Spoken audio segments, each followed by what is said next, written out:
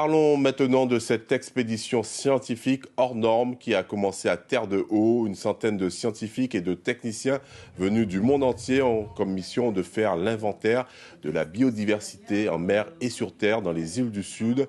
L'Agence régionale de la biodiversité, qui accompagne le projet du Muséum national d'histoire naturelle, a convié hier les officiels et les partenaires à visiter le laboratoire éphémère où vont être recensées et identifiées les espèces vivantes encore inconnues.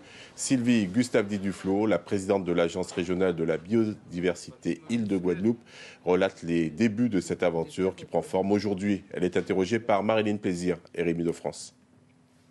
En 2012 et en 2015, le Muséum national d'histoire naturelle de Paris avait déjà mené 2 expéditions sur la Guadeloupe et c'était resté entre sachants, entre experts.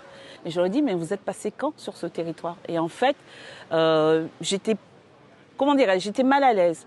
Pourquoi? Parce qu'il y a des découvertes qui sont faites et notre population n'est pas au courant. Et donc c'est comme ça qu'en 2022, ils nous ont contactés. L'Agence régionale de la biodiversité des îles de Guadeloupe venait tout juste de démarrer, mais on a quand même sauté sur l'opportunité d'accompagner le Muséum national d'histoire naturelle et d'en faire un vrai projet de territoire. Tous les enfants des îles du Sud vont venir au contact des chercheurs. Tous les étudiants de la filière écologie, depuis la première année de licence jusqu'au M2, vont venir au contact des chercheurs.